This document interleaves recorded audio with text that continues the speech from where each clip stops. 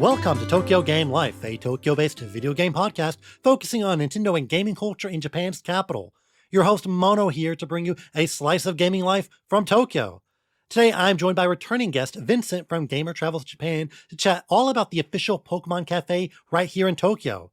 What's the best Pokemon tableware to buy? Which starter tastes the best? Do you really need to reserve a month ahead of time? We get into everything in our thorough look at this fun-themed cafe. In the game section, I chat about 3 hot new releases on the Switch: Mario vs. Donkey Kong, Splatoon 3 Side Order, and Balatro. And as always, we'll close out with a bit of news. Let's get right into the Pokemon Cafe with Gamer Travels Japan.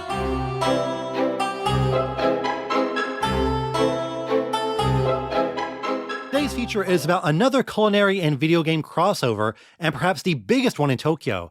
I'm talking about the official Pokemon Cafe in Ginza. Joining me to chat all about Eevee curry, Gengar floats, and more is a special guest. So guest, please introduce yourself. Hi, I'm Vincent Ong from the Philippines.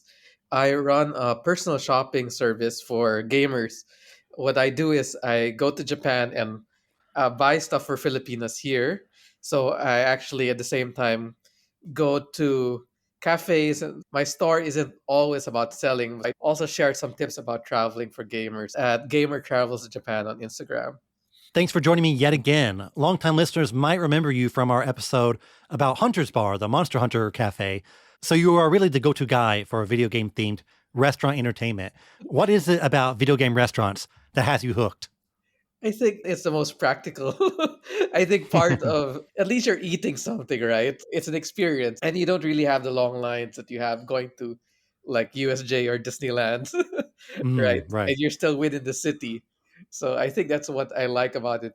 It's a practical experience as an adult. Like you feel, although yeah, a bit pricey. It's Instagrammable. You can take a lot of pictures and you get a lot of freebies, as we talked about, I think, in the Monsters Bar as well. Well, today we are taking a peek at the Pokemon Cafe, which is an official permanent cafe showcasing the Pokemon brand. There's actually 2, one in Tokyo and one in Osaka, but today we will be focusing on the Tokyo one. Have you been to the Osaka location, though? Actually, I went to the Osaka location when we had Scarlet Violet launch. Oh, So, really? yeah, I planned a trip around the Pokemon launch of Scarlet Violet. Why I'm hooked going to cafes is when you have a game launch, you can celebrate in the cafe. It's not you Mm. just buying the game itself. You have actually something happening as well. You've been to both the Tokyo and Osaka locations, Yeah, correct? yeah. Okay. Osaka is actually much smaller, and there are no windows. It's within a mall right beside the Pokemon Center, and that's what makes the one in Neombashi much better, in my opinion, because you Mm. actually have wide windows. Right. And this is Tokyo Game Life, so we can just ignore the Osaka location. It's okay. Yeah. And I thought both were pretty much carbon copies, but you're saying that, oh, the Tokyo one is much better. Yeah. And the Tokyo location, it opened up in March 2018, and it's mostly handled by a company called SLD, which runs other restaurants in Japan, probably most famously Kawada. And it opened alongside Pokemon Center DX in Ginza around the Nipponbashi area. Yeah. And at the time, I believe it was the biggest Pokemon Center in Tokyo. But after they redid the Ikebukuro shop and opened up the Shibuya one, maybe it's not. But the dual opening of the cafe and the DX Pokemon Center was a major step in expanding and updating Pokemon centers in Tokyo. And before we get to the cafe, are you a big Pokemon fan by any chance? I know a lot of your Yes. followers ask you to check out Pokemon stuff when you go to Japan. Yes, but of course it's funny when you have over now 1,000 Pokemon and people ask you to look for a specific one beyond Generation 2, Oh, yeah. right? And then you start looking, you need to look at your Pokedex. But I did Mm, play the DLC. So mm, recently also the Scarlet Violet DLC. Going back to what you said, the Pokemon Ginza shop is my favorite one in Tokyo mm. because the Shibuya Pokemon Center is too busy. And at least there's like a dedicated elevator going to the Ginza shop.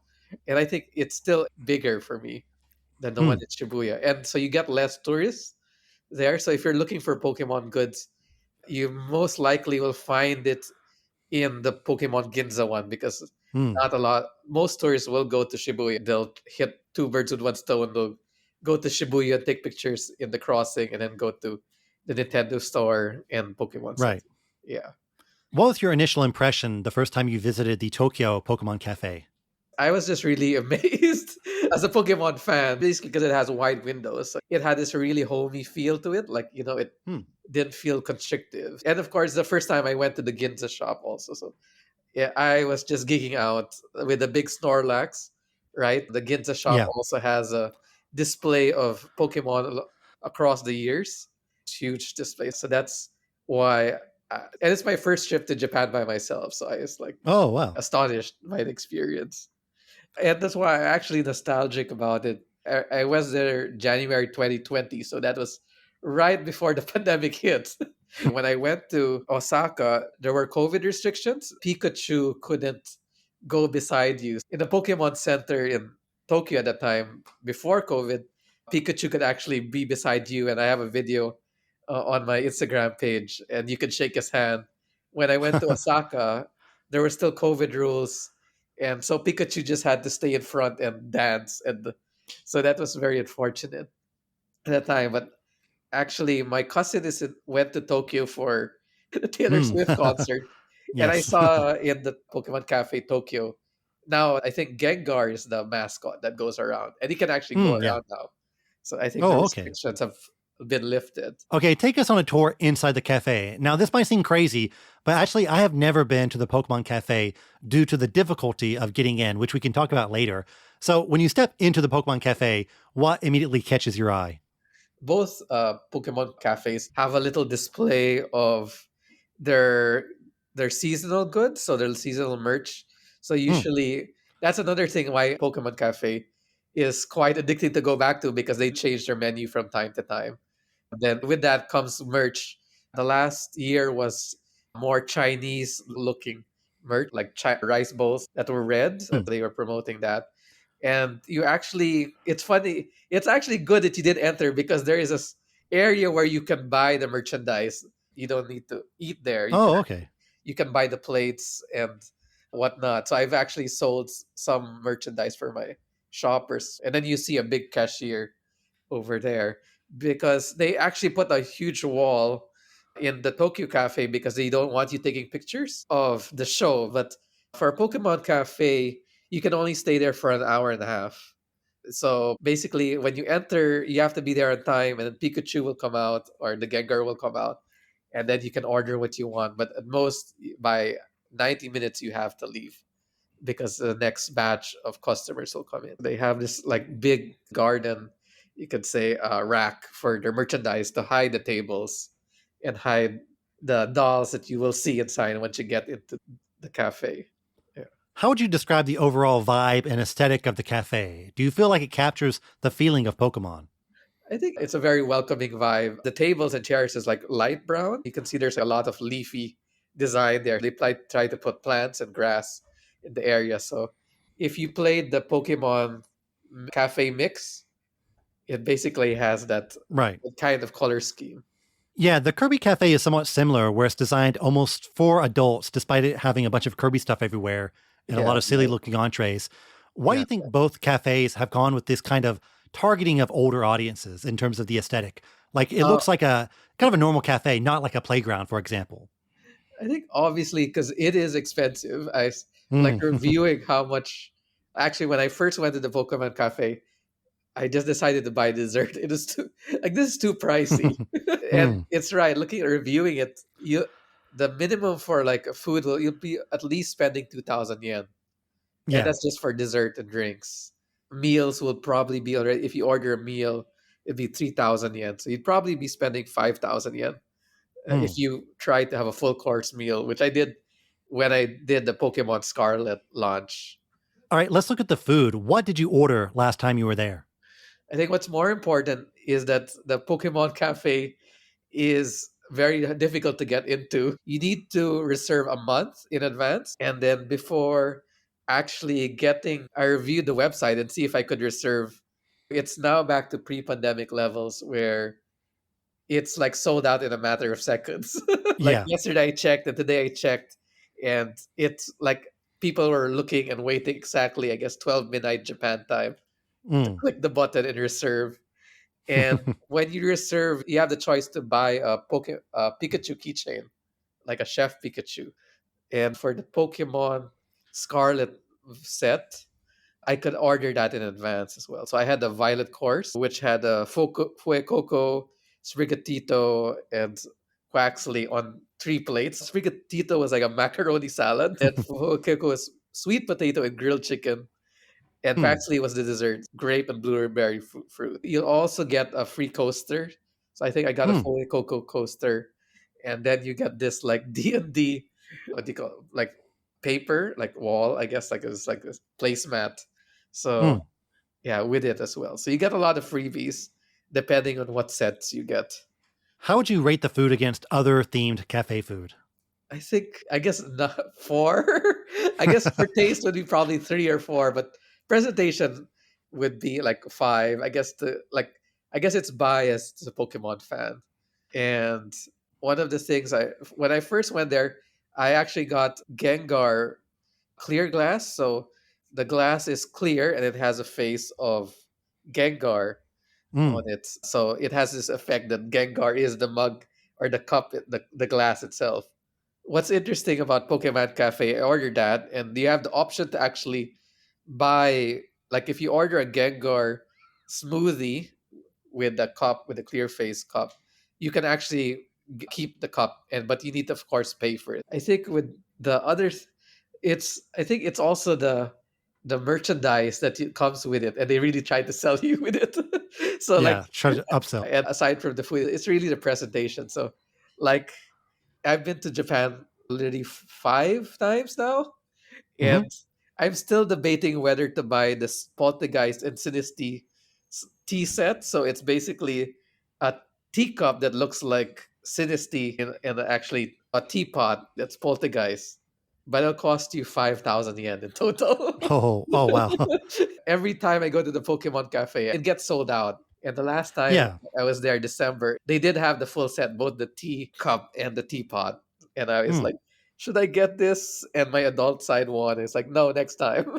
I want to look at the current menu. There's a Tatsugiri pressed sushi set, which it Oh yeah, looks like a bunch of sushi has been compressed into a block. And I've never yeah. seen anything like this before in my life. There's the last resort Japanese, the English names for these are often quite odd. I think they're really strangely translated, but they Yeah. have very dramatic names. The last resort Japanese mixed rice plate meal with Eevee and colorful friends, which is a big scoop of brown rice in the middle, kind Oh of shaped like Eevee. And then all yeah. the sides are the evolutions. There's like 8 sides. There's a yellow one for Jolteon and then a green one for Leafeon. And that one's pretty cool. Yeah, as I mentioned, you can buy the EV plate. So Oh you yeah, I'm pretty sure everything they give you, you could probably technically buy as well. by the way, with the clear mug, you'll see later when you get it, there's like a little ice cube, which is basically not necessarily like it's a light. It looks like an ice cube, but it's lighted, so it's very so it lights up. The glass lights up as well. On Yeah, a previous episode, I talked about the Pikachu afternoon tea. That had this gimmick of ice cubes is like a light. And so yeah, it yeah, flashes yeah, inside your drink, which is like a bit scary at first, but it is yeah, kind yeah. of a cool effect. Speaking of Gengar, he has his own food. He has the Gengar's Tricky Beef Stew, and there's a small pot shaped like Gengar. I don't know how to describe it. It's just like a Gengar pot, Yeah, yeah. I and can see it. I assume beef stew is inside, and then it has some Pikachu shaped bread, and then a sweet potato sundae. I guess because Gengar's purple, Yeah, and the sweet potato is also kind of purple. Another cool one is the Pikachu and Best Friends Forever curry, which has a rice Pikachu, and he's sitting on curry. And yeah, then you can pick a Gen 1 starter. Bulbasaur is avocado salad. Charmander is chicken cutlet. So I guess Charmanders taste like chicken. yeah, And Squirtle is seafood gratin. I guess he's a turtle, I guess. He is yeah. quote unquote seafood. So out of all these, which looks the most appealing to you? Let's see. The Charmander, the chicken cutlet. Okay. Yeah. Yeah. And yeah, let's look at the drinks a bit. Now, I know a large part of the podcast so far has been just listing off food, but there is a lot of it.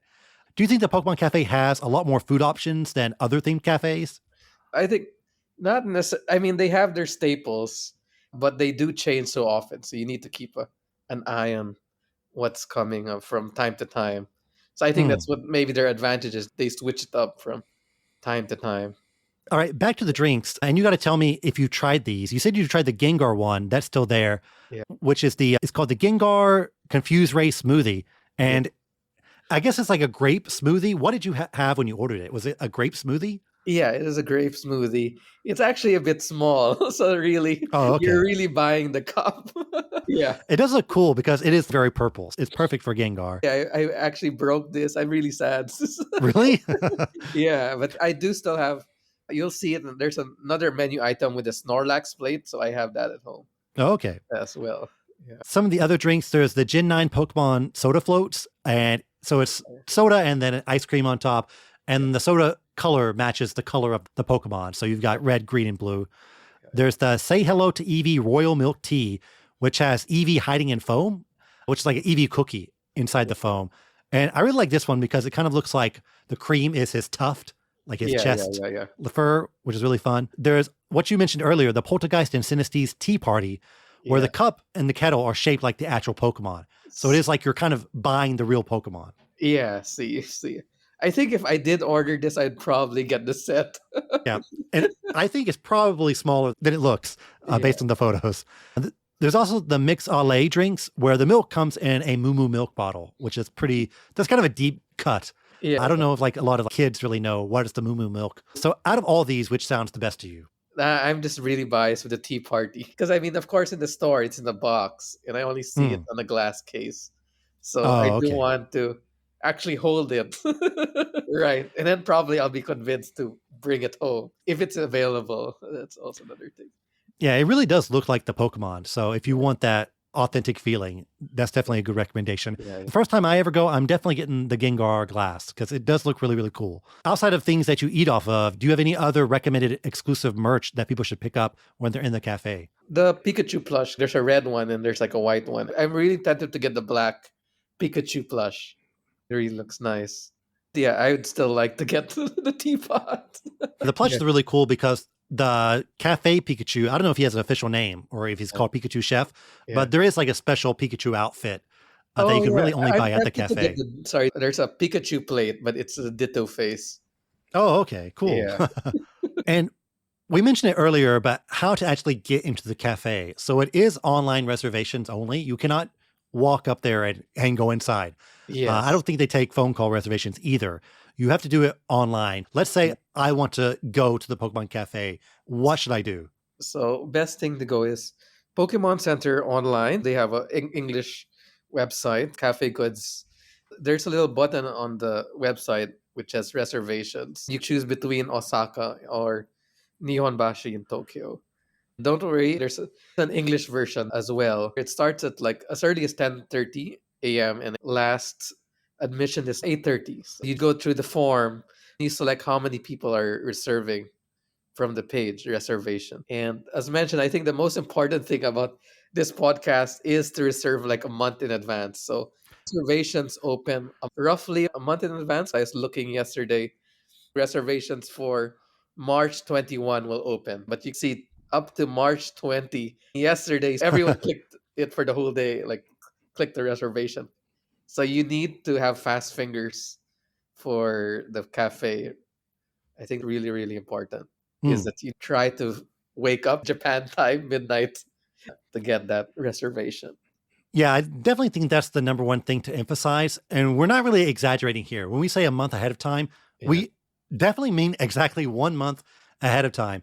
I also looked at the reservations yesterday, and I guess behind the scenes, yesterday was February 12th, is when we're recording this. Yeah. But everything up to March 13th was reserved. So Yeah. it is like 30 days ish. So don't think like, okay, it's February 12th. So I can reserve for March 12th. Not really, because yeah, it is sometimes a little, maybe a day or two off. So Yes. definitely check at least maybe 31 or 30 days ahead of time. Yeah. Definitely check a few days ahead because you can see which ones are sold out and which ones are the purchasing option Yeah. isn't open yet. It is written there. So you can kind of get a feel about, okay, when do I need to, wake up? And you Yeah. really need to do it the exact second that it opens. And the way it works is that you don't just reserve and then you can go in. You need to pick the exact time. For Yeah. example, like 4:30 or Yeah. 2:30. So yeah, depending on when you can reserve it, if you get in at 4:30, maybe you're not hungry for like Yeah. dinner, so you might have to change like what you're going to eat depending on when you get in. The best practice is not to be too early if you're like a tourist, right? Maybe Mm, probably get an afternoon time, mm, right? So if it's your first time in Tokyo, you probably need to figure out how to get to the Ginza shop Yeah, first, right? So take time to go around Ginza, right, first, because it's the Neombashi is not particularly, I guess, a touristy area, right? Would you say that? right. Yeah. So Yeah. it's not like Shibuya, which is like everyone knows how to get there. All right. Final question. Would you recommend the Pokemon Cafe to Pokemon fans? Oh yes, I think we talked about the food a lot, but it's just the joy of watching Pikachu dance, and Hmm. it's like I got starstruck where Pikachu actually goes beside you and you shake his hand, even for a few seconds, right? Yes. It is adorable, like this as a longtime fan that he actually goes up to you. That's why, as mentioned, like it was unfortunate during 2022 when Pikachu couldn't go beside you. Now the mascots can actually, you can take a picture beside the mascot. And I think they do change it up because now I'm curious because I've seen videos of Gengar as the mascot during the Pokemon show. So maybe I have another reason to go back, right? Exactly. Yeah, to take a picture with Gengar. All right. Well, that was a rundown of the exciting Pokemon Cafe. So, Gamer Travels Japan, where can people find you? So you can find me on Instagram, Gamer Travels Japan. I'll be back again in Japan this May. I actually do have to make content again. But if I guess for me, I just want to support this podcast because I guess we have the same Mm, goals. Is make it easier for gamers. awesome. So, listeners, I will link to his Instagram. So, definitely check it out if you want to see what is happening in Japan. Gamer Travels Japan, once again, thanks for joining me. Thank you. See you in Tokyo one day. Yes.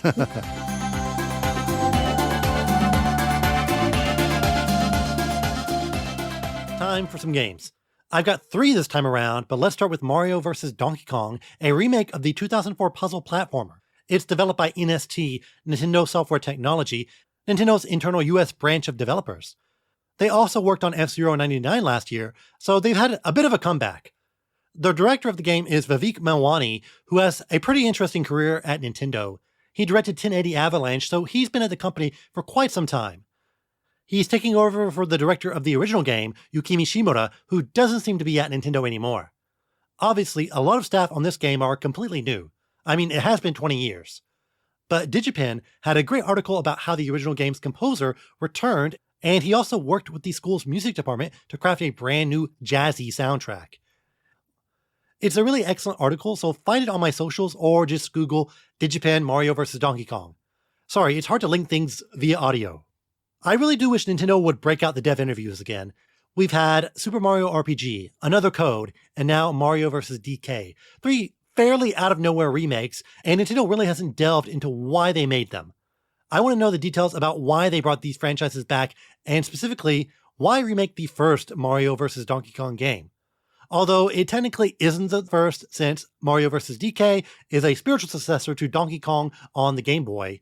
The gameplay is almost exactly the same, where you traverse an obstacle-filled level, collecting items and bringing a big key to a big door. I've only played DKGB for a bit, but I really enjoyed it.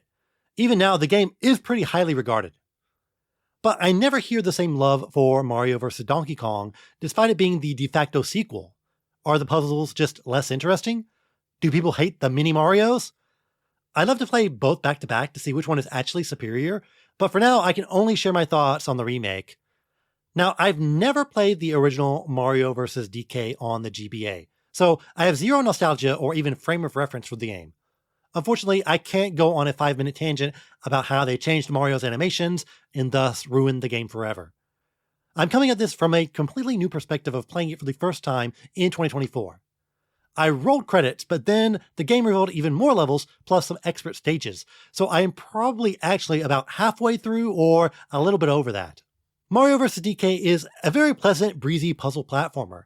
Each stage has 2 sections, one where you bring a key to a door, and then the next stage you need to find and collect the mini Mario. Oh, by the way, the story is that Donkey Kong robbed a toy factory. Hope you're all caught up now. I do like villain Donkey Kong, and I'm definitely more of a DK arcade guy than a DK country guy. The black and red, the 80s city aesthetic with skyscrapers and brick buildings is just a really interesting look for Mario, and fortunately it does show up here a bit. Also, it's just inherently fun to beat up Donkey Kong. I don't know why, but hurling a trash can at him is just hilarious. The game also has a lot of callbacks to the arcade game in terms of the music cues, which I really love. Now, it's a puzzle platformer, so you're combining your brain power with your twitch reflexes. Though reflexes aren't as important here since Mario is purposefully stiff. This isn't Odyssey Mario in terms of smoothness. His movement feels a bit chunky, since it does have sort of a turn-based feel to it in terms of how you solve puzzles. You flip a switch, then move to a new area, flip another switch, use a ladder, and so on. There are some moments where you need to be quick, like dodging attacks, and most of your deaths will be due to mistimed jumps or from enemies, which have a very wide hitbox. It certainly feels like a game designed in 2004. You can feel the limitations of the Game Boy Advance, since so many of the puzzles revolve around pressing buttons that make blocks appear or disappear. I would certainly like a bit more variety in terms of the tools you use to navigate the level and solve puzzles. There are 2 new worlds, and these are probably the best ones, since they introduce a lot of new enemies and mechanics you don't see elsewhere, like sliding on ice. But even though the game definitely shows its age, I am having a fun time with it. It's a low-stress, often clever puzzle game with great music and some fun ideas. Mario vs. DK introduced the handstand, where Mario can block falling objects with his feet, and you can even do a higher jump exiting the handstand. There's even a triple jump you can do with handstand, then jump again once you hit the ground. Mario also has his sideways jump, which you honestly don't use that often, but the levels aren't as binary as you'd think. There are definitely moments where you can reach areas via fairly unintended ways if you time your triple jumps and use your side jump correctly. This isn't a Tears of the Kingdom level of freedom when it comes to puzzle solving, but it is fun to figure out sections of the level that reward you for utilizing your full moveset instead of just going for the obvious solution. Early on, the game is pretty easy, but there are certainly some challenging levels in the back half of the game. There haven't been any puzzles where I was just completely stuck. Since the levels are so compact and the mechanics are so few, if you try out everything in your arsenal, you will brute force a solution. But I do like the feel of a puzzle game that doesn't stress you out. It fires off some neurons, but it doesn't give you a headache. Outside of the main puzzle levels, there's a mini Mario level where you guide the little mini Marios across a stage and they collect the letters for toy, and then you need to safely guide them to the box. These are a nice diversion from the main game, but the series is somewhat infamous for focusing on this element. In the DS games and beyond, you really don't control Mario. Instead, you use the touchscreen to guide the mini Marios as if they were lemmings. I vastly prefer the Mario vs. DK structure to Lemmings, so it is odd that the series just completely shifted its genre, despite the original concept being fairly well received. The Plus worlds are also kind of a mix between the 2 stage elements. You need to find a mini Mario that is holding a key, then guide him to the door. And it is pretty unique that they made dozens of stages with this brand new mechanic that only unlocks after you roll credits. But I do think I just prefer controlling Mario without having to worry about the minis. So, should you get Mario vs. Donkey Kong? I'm having a nice time with it, but I do wonder how much meat is on the bone. I'm done with the base story mode, and I've played for maybe 5 hours max? Even with the bonus levels, you could probably 100% the game in less than 10 hours. The game is a reduced $50, but man, that price isn't that reduced. It would be a much easier recommendation if it was $30, like the original GBA game. I mostly picked it up out of curiosity for the series since I've never played a Mario vs. DK game before, so if you are some sort of Nintendo hyper nerd who wants to play every single series they've put out, then it's a bit easier to recommend. For me though, I am loving Nintendo randomly putting out remakes of all the games I've missed. Super Mario RPG Remake was my first time playing through in full. I never touched another code until the remake, and now I can finally try Mario vs. Donkey Kong. And hey, Endless Ocean is also coming up, which is yet another franchise I missed. I don't know if solely catering to me is a good business strategy, but I'm not complaining. Alright, let's move on to Splatoon 3 Side Order, which is easily my most anticipated announced game of 2024. I love Splatoon 3, and I loved the Octo expansion of Splatoon 2, so yeah, needless to say I had pretty high expectations for this piece of DLC. I'm only a few runs in, but I'm loving it, even though it's completely different from Octo, and honestly kind of a wild genre shift for the series and for Nintendo in general. Side Order is really a roguelike deck builder with Splatoon shooter mechanics. Seriously. Nintendo took a shot at the genre that is normally only reserved for indies. There aren't a whole lot of high-budget roguelikes from AAA studios in general. There's Returnal and... is that it? There are some additional modes for other games like Freelancer and Hitman, and I believe Last of Us also added a roguelike mode, but it's not a genre that too many big names have taken a stab at, despite it being a major genre in the indie space. And for Nintendo to make one, it's honestly a bit surreal, and I feel like this DLC has flown under the radar a bit.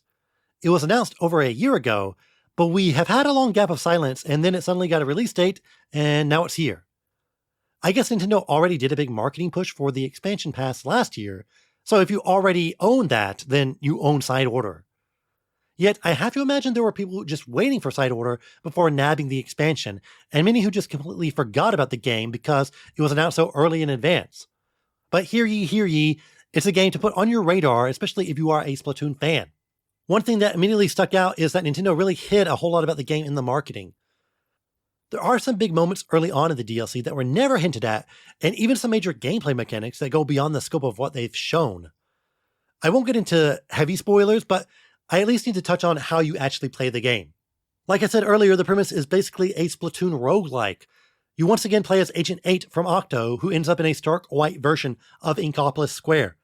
After teaming up with a Pearl drone and meeting Oct, aka Deadfish for my Splatoon music lore heads out there, you're tasked with ascending a tower and then wiping out a bad guy at the tippy top. Each floor is a challenge stage, not too dissimilar from those found in the main story modes of the Splatoon series. Complete the task, and then you're sent up to the next floor. Each floor unlocks a color chip to add to your palette, which is basically your build. The palette is your weapon loadout, with the chips being additional power-ups. These are mostly just stat boosts, like better range or faster swim speed, or upgrades to Pearl's drone, which can also assist in battle, but there are some fun Side Order exclusive powers, like Poison Ink, which damages enemies that trudge through your ink. So that is the core loop. You go through each level, getting rewarded with a power-up, and then you try to make your way to the top. If you run out of lives, you're kicked out of the tower to try again, but your cash and chips are converted into another currency called Priz, which you then use in the main hub to alter stages or your core abilities in some way. This is where the rogue light elements come into play, since you do gradually get stronger and stronger even though you fail to run. You can also make enemies weaker, yourself stronger, or unlock guarantees like a vending machine on certain floors, which lets you bypass challenges and purchase power-ups instead. Conceptually, it's not that wild or dissimilar from the dozens of other roguelikes or lights you've played. We're going to talk about Balatro in a bit, and yes, despite it being a totally different game on the surface, they do share a lot of similar mechanics. I think what sets Side Order apart from other roguelites is obviously the fantastic gameplay mechanics of the Splatoon series, and the very strong level design. The stages are creatively designed and incorporate a lot of elements you mostly see in the multiplayer matches into a new single-player experience. There are stages where you need to push a turbine along, much like tower control. There's splat zone challenges, and fortunately, nothing related to Clan Blitz. The 8-ball challenges from Octo are back, but this time you can't knock the ball off the stage. Whoever made this decision should be given an award for Best Game Designer. My favorite stages are the ones where you have to KO these speedy sharks. Get close and they'll dash away, but they'll never attack. Don't try to outrun them either, because you can't. Instead, you need to be a bit clever in dealing with them. It's almost like solving a puzzle in terms of figuring out where you need to position yourself or how you can use the environment to your advantage. You can completely just blow them off the stage with a well-timed bomb or annihilate them in one shot with a special. They just look so goofy hurling to their death, and I can't help but love them. All the enemies in Side Order are completely new. They are these black and white translucent looking fish called gelatons that pour out of spawn points at an absurd rate. Not like the Salmon Run Salmonid either, which normally come out in an orderly line. The gelatons will just burst through their spawn all at once, looking disoriented. Some are pretty analogous to the salmon. You've got the little guys and the medium guys, but the way they attack and their movement is very different and much more aggressive. And man, the big whale-looking ones are both intimidating and a one-way ticket to getting kicked out of the tower. Other standout enemies are these weird top guys, where if you KO them, they leave their spinning top, which you can then knock into other enemies. There's also these bouncy enemies which leave a spring behind, and you can just jump off of them after you've defeated them. The concept of enemies leaving behind parts, which you can then use to your advantage, is a really interesting idea, and it makes battles more frantic when you've got tops everywhere and you're just making a mad dash for a spring to get a bit more airtime. The Splatoon team deserves huge props when it comes to creating so many completely different types of enemies. We've got the Octarians, the Salmon, and now the Gelatons, all completely different in visual designs and mechanics. You could make an entire game with just one of them, but Splatoon's got 3. Side Order also has its share of new bosses. They all have a degree of spectacle around them that the series is known for. There's one called Parallel Cannon. Now, I won't spoil what it is, but it's such an awesome idea for a boss with a great ending to the fight. Going back to the roguelike mechanics of it, I think a major appeal for the genre is figuring out how to break the game, how to optimize your run or learn what builds work, or to learn what types of builds are even available. Thus far in Side Order, I haven't really felt like I'm working towards a build though. Since many of the power-ups are stat buffs instead of game-changing mechanics, it does feel like I'm just getting gradually stronger in an overall sense, and not working towards a specific build or gameplay style. Now, I've only done 3 runs, not counting the tutorial, but I haven't felt like I've gotten absurdly stronger or had to change my playstyle because of my chips. It hasn't affected my enjoyment of the game, since the main appeal for me are the creativity of the stages and the fast-paced action. But for people who come to roguelites for the ingenuity and flexibility of character building, they might find Side Order to be a bit too straightforward or simple. Someone might say that Side Order is a good game but a bad roguelike, so get ready for that take. I could be totally wrong though. I might pop up next episode and say, man, I created this sick Pearl Drone build that wiped the floor with everyone. You certainly do feel stronger after you unlock some of the more permanent stages to the tower via your priz. I suppose this is just to help people who aren't super good at the game to eventually beat it, since I'm sure you could eventually just brute force your way to victory by upgrading every single thing. Nintendo wants you to beat it, and likely multiple times considering how many unlockables there are. You get keys per 10 floors, and a run has 30 floors max, so 3 keys per run at max, yet the coin locker where you use the keys has 30 or 40 things to unlock. So even if you are some Splatoon expert who clears it in just one try, there's a ton of stuff to unlock, and they are at least pushing you to keep going and getting better. I'm still trying to get to the top though. I've done 3 real runs, and I got wiped at level 10 again, and then level 26. I think a full run would probably take about 30 or 40 minutes. Here's a tip though, try to avoid the rigorous danger levels. But I'm excited to keep going. Oh, I didn't mention this because by this point it's obvious, but the aesthetic and the new music tracks are all amazing. I don't think I've seen any other game look like this. It has kind of these beige, earthy tones. It reminds me of the makeup palettes with natural colors. And yes, you are using an actual palette that looks like color swatches. I don't know if this is where they are drawing their influence, but Splatoon is great about taking something unassuming and bland and adapting it to the universe in such an exciting and creative way. So, Side Order, if you are still playing Splatoon 3 in 2024, it seems like an easy slam dunk. Even if you completely fell off of the game, if you liked the single-player campaign, Octo, or you like roguelikes in general, there's a lot here to enjoy. I'll definitely give some final thoughts on a future episode when I beat it, and trust me, I will. Next run? Maybe. Speaking of roguelikes, there's one that suddenly took over the world, Balatro. It's a poker-themed roguelike from solo developer Local Thunk that's available on Switch and Steam right now. GamesRadar has a really good article about the developer, so check that out. While this is their first released game, they've also been working on others as a hobby, and hey, maybe they'll release some of the older titles now that Balatro is such a big hit. Balatro takes the core mechanics of poker and turns them into a roguelike. You make poker hands and rack up points, get enough points, and you move on to the next level. Simple as simple can be, but why is it so interesting? Because the game quickly evolves into you manipulating the rules of the game, the cards in your deck, and you go on a quest to essentially break the game by utilizing multipliers and bonuses to rack up an absurd amount of points. The real joy of the game is that there are so many things you can affect and change, so every run feels completely different, and the game is not shy about giving you absurd buffs that let you clear rounds with even the most simple of poker hands, because you've adjusted the rules so much. So your first round will be a typical poker game. Maybe you get a 2-pair, then a pair, then another 2-pair, and boom, you win the round, and you get access to the store. This is where the real fun starts. With the money you earn from each round, you can buy new cards. The highlight are the jokers, which affect the rules of the game in major ways as long as you keep them. You don't actually play them out of your deck, they sit in their own little special area and permanently affect the game as long as you have them. But you can sell them if you want. Many focus on point multipliers. So let's say you have a joker that gives you a point multiplier of 4. So if you score 100 points, that joker then adjusts it so you score 400 points. And this is the most tame basic joker you can have. This is the baby joker. Others get so specific and stupidly powerful. There's one that multiplies your points by the lowest card you have in your hand. So if the lowest card is an 8, it does an 8 times multiplier. Another adds for multiplier every time you play a 2-pair. Another will give you bonus cash at the end of each level. There are 150 jokers, the holy Pokemon number, and the right combo is the key to victory. My favorite? I really like the misprint, which gives you a random multiplier. It doesn't sound so amazing, but one run I was able to duplicate it. So I had 2 cards that potentially gave me like 60 times point multiplier each turn. Very RNG, but it's fun when you hit the jackpot. Outside of the jokers, you also have tarot cards, which change the properties of the cards in your deck, planet cards, which increase the point multipliers for certain hands, spectral cards, which give you a big buff but often with some interesting drawback, vouchers, which give you more bonuses, like increasing your hand size or making things in the store cheaper.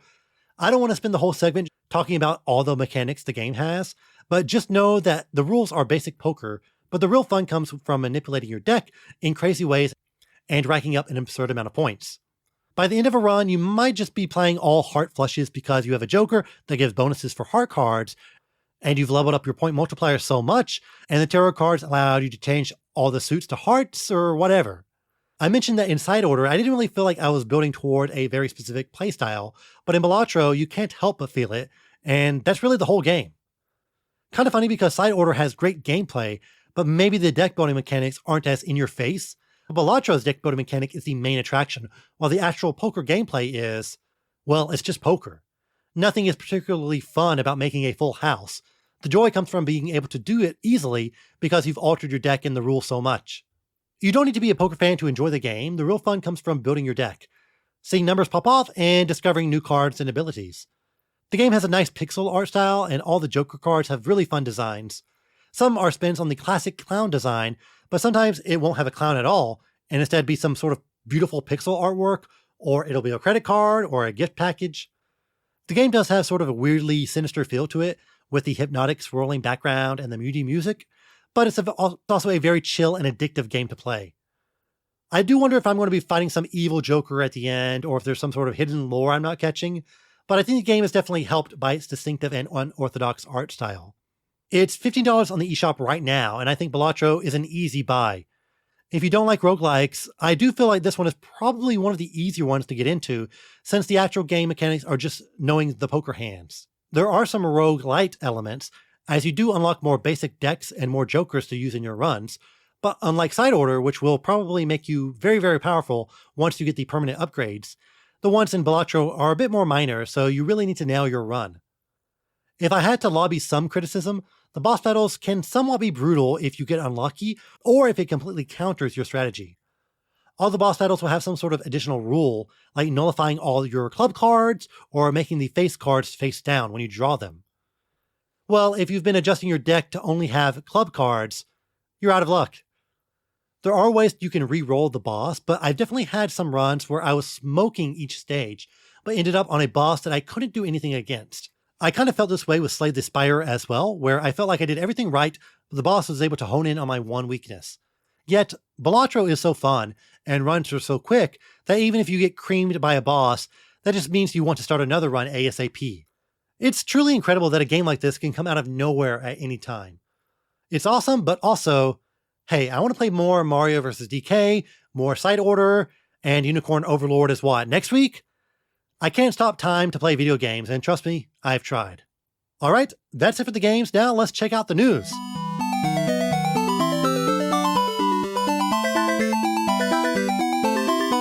Nintendo had its first Direct of 2024, but it wasn't like the past ones. Instead of a general 40-minute Direct, instead we got a 23-minute partner showcase showing off third-party games coming to Switch in the first half of the year. But we did have one first-party game in the mix, Endless Ocean Luminous, a brand new title in the Endless Ocean series. The dev is Arika, best known for Tetris 99, Tetris the Grandmaster, Street Fighter EX, those awesome 3D classics on 3DS, and so on. And yes, they are the original devs of both Endless Ocean titles and its spiritual predecessor, Everblue. But the publisher is indeed Nintendo. It is a Nintendo-owned IP, and it's yet another kind of under-the-radar franchise that is coming back in 2024. We had another Code, Mario vs. DK, and now this. All three franchises I've completely missed, so I appreciate Nintendo helping me check these off. If you've never heard of Endless Ocean, you're a diver and you explore an ocean filled with sea creatures. It's a very laid-back, chill game that anyone can pick up and play. It's a classic Blue Ocean title. Literally. The leaker Pyoro ignited the rumor that Endless Ocean was coming back, but I assumed it would maybe be a remaster or collection, but nope, we are getting a whole new game, and it looks quite ambitious. The standout is 30-player multiplayer, so you and a bunch of people can all dive and share discoveries together. Another thing that really caught my eye is that it doesn't really adhere to real-life nature. There are extinct and mythological animals under the ocean for you to discover. For example, in the trailer we saw a very gnarly-looking shark. I don't think the fish actually attack you, which is probably good for my stress levels, but I can imagine getting jump scared as you swim in the dark and then a huge creature pops up. It's so great that Nintendo isn't being hesitant about reviving old franchises. One criticism you could lob at the Switch era is that they really relied on their proven franchises without creating a whole lot of new ones. What are the new Switch IPs? ARMS? Astral Chain? Ironically, Ring Fit Adventure is probably the biggest new Switch IP in terms of sales.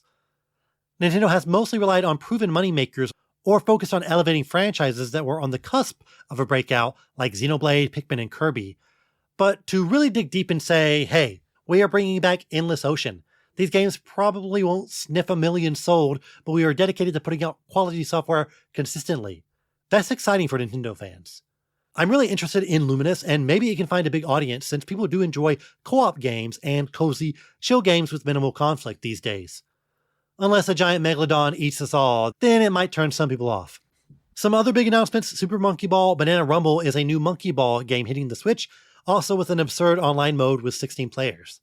The remake was fun, and if this game is loaded with fun modes and a lot of levels, it should live up to expectations. We also saw Shin Megami Tensei 5 Vengeance, which is an enhanced version of the original game with new story elements and other additions. SMT5 was actually the first game I ever talked about on this podcast, believe it or not. I mean, it does take place in Tokyo, and you even see the iconic Yamanote line in the trailer. I enjoyed SMT5 at first, but I did fall off because it did start to get a little repetitive, exploring a big empty desert over and over again. But the producers are saying that Vengeance is their original intention for 5, so if you haven't played the original, you should probably just wait for this one. And a game I'm totally going to buy, Star Wars Battlefront Classic Collection from Aspyr, a collection of the original 2 Battlefront games with some new features and online modes. These games rule. They are just simple, straightforward shooters with a Star Wars coat of paint and some awesome levels. It's totally worth buying just to play it launch weekend when everyone gets back into the game, and then never again. Some other big announcements: we saw a few Xbox games find their way over to Switch, like Grounded and Pentiment. Expected, considering Spencer announced earlier that the games will be hitting other platforms. Epic Mickey is also getting a remaster and or remake. So again, with Endless Ocean, the Wii days are back. There was also a bunch of other smaller stuff as well, but overall I thought it was a solid direct. I'm definitely getting Star Wars and Endless Ocean, maybe Monkey Ball if it's good. If a direct has 2 or more games I'm going to buy, that's good enough for me. Oh, and NSO in America is getting a couple of Rareware games, including Blast Core, but the real NSO news is that Japan now has Mother 3 on GBA NSO. This is the second re-release of Mother 3, the first being in 2015 for the Wii U, also Japan only. The Hobonichi Mother project did say that due to Earthbound's 30th anniversary, there will be more Mother-related events this year, but Earthbound, aka Mother 2, is 30 years old, not Mother or Mother 3, but whatever, Toy can do whatever he wants. Needless to say, a lot of people in the West are mad because it's not getting localized. And since this is now on NSO, I highly doubt Nintendo is secretly working on a remake. I would have to think eventually that Mother 2 and 3 will be remade, but we might be a decade off from that. But if you want more Mother 3 merch, Bandai will release plushies of Mother 3 characters in May. These look similar to the Mother 2 set that was recently reprinted. If it's like that set, they won't be sold individually, but instead in a set for about $100, so crack open that wallet. But I'm excited to see what other Mother events and merch we get this year, and I'll be here to tell you all about it if there are fun events right here in Tokyo. Okay, let's wrap it up. Thanks as always for listening. Be sure to like and subscribe to this podcast on your favorite app. Leave a 5-star review as well. It really helps with visibility. This podcast is also available on YouTube, so like and subscribe there as well. I am on Twitter, Threads, Blue Sky, Instagram. Just search for Tokyo Game Life or find the links in the podcast description. If you like the podcast, be sure to share it with your friends and on social media. If there's anything you want me to talk about or cover, don't be shy, just message me on Twitter. The next episode will be on March 10th. Hey, that's Mario Day. See you next time. Matane!